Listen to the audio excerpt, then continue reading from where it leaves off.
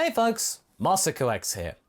Now right off the bat, we're going into major spoiler territory for the latest Dragon Ball movie. So if you're not wanting to find out what happens or the particular tropes or instances that crop up in this film, I'd best save this video for later, okay? Mind you, Toei doesn't exactly like to hide the spoilers now, do they? Also, props to you for surviving this long without being spoiled. Anyway, I'll see you around later in the Watch Later tab, right? But for those of you who don't mind, let's proceed. When it comes to surprises, Dragon Ball Super Superhero does not leave us wanting. You see, it has given us not just one, but two new forms of characters that haven't really gotten any new transformations since the days of Dragon Ball Z. Haven't I been saying since the movie came out, Superhero's own brief has been to address the typical maladies that befall the franchise and make them better. The Earthlings not doing anything. The Saiyans dominating the story and doing everything. None of that. Gohan not getting the recognition he deserves, considering what he was supposed to be in Z. Everything has been tackled, which resulted in Gohan and Piccolo being given new and seemingly divine powers that have brought them closer to the yardstick set by Goku and Vegeta. In fact, what made this even better is that Gohan admitted that had they not gotten these new forms, and even if Goku and Vegeta were present for their fight with Cell Max, even Broly, they still might have lost. Wow. So maybe waiting for Goku could have been pointless. That's a thought. Well, sure. At this point, the timeline from Dragon Ball is a little bit muddled at best. Basically, the stuff in the manga might or might not happen, depending if the creators want it to or not. Check out our discussion of the manga's pacing issues for more, but we still should compare them in the wider spectrum of Super's contributions to the massive lexicon of Dragon Ball transformations. The very same way that we can discuss similarities between Destroyer Form Toppo from the anime and Ultra Ego Vegeta from the manga. We should also take a look at Orange Piccolo and, as I'll be referring to it from now on, or at least until it gets annoying, Gohan Beast, to see if they fit anything that we've previously seen, or whether they are entirely new and fresh for the series. But we doubt that. It's very hard to be completely brand new in Dragon Ball. This question might be quite redundant in some minds, as we already know that both of them are, in a way, an advanced version of the potential unleash technique, which may indicate its origin. It's my own thought that the ultimate power is universal, and from there it could branch out into species-specific manners. But more on that later. Okay, so what do we know already from the days of the Buu saga? It's that potential unleash is connected to potential unlock, which is performed by an Elder Namekian. We knew that Elder Guru could do it. Dende will be able to one day do it for himself, once he is old enough and has studied hard enough. And now, thanks to some upgrades, namely spraying the model of Shenron with water, Shenron is able to do so as well. Remember folks, this is Dragon Ball, an action comedy. That power-up is very much in keeping with the source material. Don't get on a flap about it. We also know that potential unlock can be further unlocked, if that makes sense, by the Elder Kai. But Piccolo has seemingly skipped that part thanks to the wish on Shenron, and the fact that Shenron wants to give any being that is housing Kami a bit of a leg up, clearly showing bias.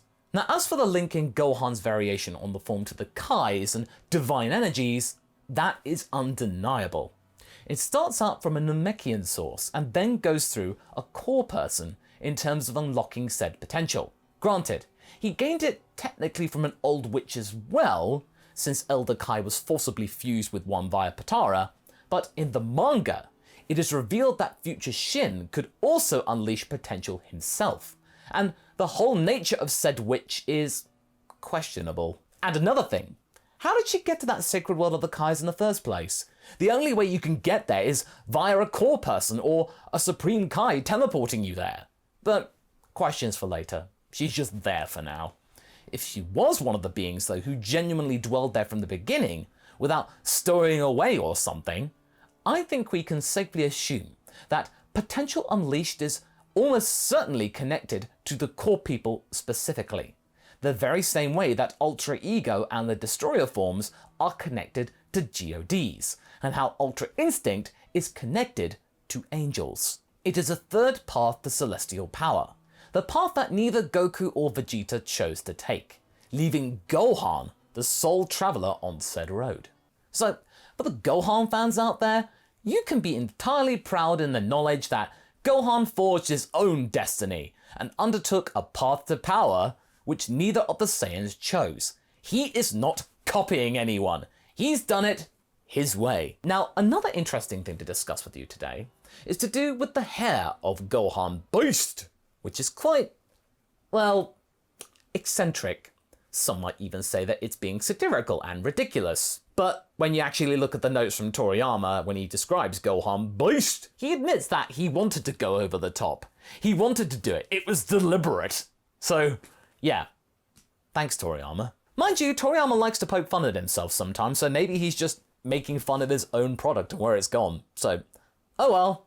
At least it's a power. It's just Super Saiyan 2 hair times 9001. I will admit, when I first saw that, I had to do a double take. The bang is not only down, but it's huge. But in spite of his hair being greyish white, it does resemble a form though that we have seen before, not that long ago. And this form might be the closest thing we've seen to full divinity in the entire series. Yep, it's that guy again, the crybaby god.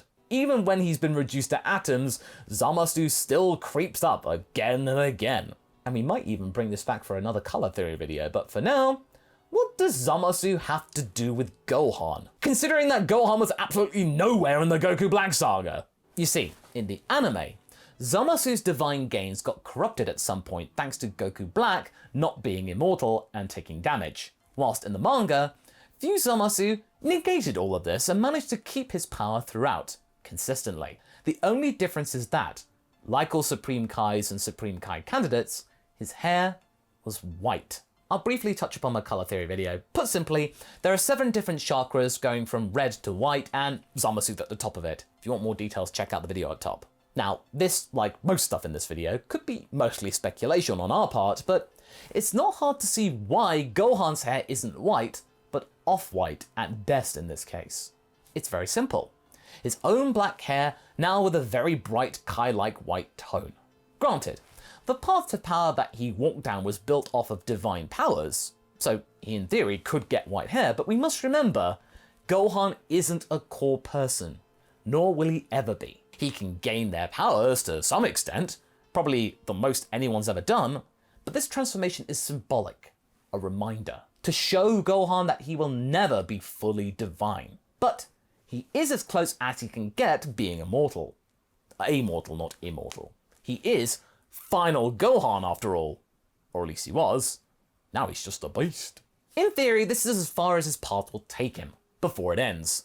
This is the last transformation that he can receive, at least following the Road of the Kais. Maybe this is the end of one path, and the beginning of another one, unique to Gohan and his rage boosts. Now, we might be getting not Super Saiyan Gohan, but Gohan Beast 1 and 2, releasing Restraint Level 1. Are we going down the Alucard path? Ooh! I'm really struggling at the conference! Release Restraint Level 1. But yeah, the red eyes seem to be representative of those old school rage boosts, though in this case it's a controlled cold fury. And to think this all came off the back of Piccolo and Pan just trying to get him to grow a pair. This is Gohan taking all his old strengths and incorporating them into a new form. Not unlike Zamasu, who was able to design his own Super Saiyan variant, seemingly to show his superiority and competence. And oh yes, this could also be a nod to the original Super Saiyan colour scheme where Goku had white hair and red eyes for a very short time before the proper coloration came into place, but that could be supplemental to our theory. Not for nothing, but this goes back to Super Saiyan Rose Goku Black 2 in a way. Whilst we cannot explain away the acquisition of a British accent, the white hair of a Supreme Kai when matched with the reddish-pink hair of Super Saiyan God would give us a pinkish hue that Goku Black sports, but honestly, this probably feels more like a coincidence, whilst maybe tinged with some logic to some degree. Also, if Gohan and Piccolo could have their potential unlocked, I feel that there might be one more fighter that could do the same. You know, pushing their boundaries even further than before, and actually have its own special form connected to the Kai energies, which would then go somewhere for once, unlike that two-parter before the universe survival arc? I'm just saying, Dragon Room. Just saying. He had done some fun stuff in the superhero movie too, so how cool will it be if Krillin's forehead dots lit up when he powered up? Krillin boost, anyone? But wait, what about Orange Piccolo, I hear you ask? Ah yes, not Big Green, Big Orange, who is arguably even more interesting than Gohan Boost, as this is the first non-Saiyan transformation we've had in a while. We've already established the possible divine roots when we talked about Gohan, and it's even more obvious thanks to the Kami connections. But there is more going for this transformation which would easily explain the orange skin, and it's fantastic. Even though Toriyama just wants to say that orange looks different. Yeah, Toriyama does have the simple explanations, but we Dragon Ball YouTubers, we like to make it complicated. But actually there are some genuinely good connections. And what I'm about to tell you could be one of the most impressive and illuminating bits of lore that we've had in a very long time. First off, a quick reminder for you that the mark that Piccolo gets on his back, as stated by the tie-in novel for the movie, is meant to represent the Ajisa tree, a plant that is a symbol of pride for the Namekian people, along with the circle around it, which is a representation of Shenron. Already you can be happy that the Namekians have a logo finally. So if you take this as read, you might interpret it as a symbol of union between the dragons and the Namekians, how these two entities are one and the same. They live in harmony, they work together in order to have prosperity on a fundamental level. Another interesting fact is that in the Kakarot game, we learnt that Ajisa trees bear oranges, which fits both with the form and colour of the Dragon Balls themselves. And also that Namekians value them highly since their diet is based mostly around fruits and vegetables, but most primarily water or liquids. Yep, them slug peoples, they like themselves a nice tall cold glass of OJ. And it gets a little deeper, the meaning of the trees themselves. We also know that core people are born from kaiju trees, literally world trees. So that connection continues. Regular fruits from the world trees bear regular kais and attendants like Kibito, and golden ones go on to become candidates that could then evolve into supreme kais, like Shin. Now, we recently learned that Namekians are thought to have come from another realm, which may exist outside of universes 6 and 7. How can we elaborate upon this even further? Well, the most well-known link between slugs and dragons going comes from Japanese culture, from the yokai Shusebora, which we've mentioned on the channel on occasion over the years, but I'll go into it again for the newcomers. Shusebora live for the best part of 3,000 years or so underground as tiny slugs, trying their best to survive in a dark, humble environment. Then they live for 3,000 years living amongst humans, before finally living for a further 3,000 years underwater, where they then transform into Mizuchi, sea dragons. Which, not for nothing, but that Zalama link? I mean, we know that it has been mentioned once so far, and it's plausible that Toriyama might have forgotten about Zalama, but we have a feeling that nowadays he likes to keep some more notes. But we're not interested in the Zalama link today, however, surprisingly. No, we're more interested whether Orange Piccolo might imply that there could be a link between the Namekians and the Core people. While they have very little in common these days, notably the fact that there are different types of said peoples, they do both venerate trees and have an affinity towards God-Ki, but nevertheless, they are still pretty different. Kais appear to have two genders. They are born from trees, and while both species are long-lived, the Core people don't seemingly expire in the traditional sense. I believe the very least a Core person can live for is approximately 75,000 years, but most live long past that. It's also entirely possible that Piccolo is the first Namekian in existence to be able to unlock a form like this, just as how Gohan has gone on in making Potential Unleashed his own, the first human to do so. Maybe that's kind of the point of this particular path. Though, if we think about Destroyer Form, Ultra Ego, Omen, and Rose, most of the divine powers are kind of customized by their users. They're tweaked to make it their own. By that logic, even Golden Frieza, which can stand up against Divine Ki, is confirmed to be a customized form. We believe he chose Gold to take the mickey out of Super Saiyan. Well, if those monkeys can do it, then so can I! But the more we learn about the Namekians, the more we start to think, what was their relationship with the creation deities? Were they the draft version of Core people? The original race to perform the roles of the Kais? After all, technically, Namekian elders and kami are the lowest ranking members of the Kai ladder, whilst considered still to be gods by mortals. They are nothing in the grand scheme of things though. Now this is unknown to us really, but seeing how much attention Namekian lore has been getting in the last few years, and how much ahead certain stuff is actually planned, we wouldn't be at all surprised if we're going to be learning even more about Namekians in the near future.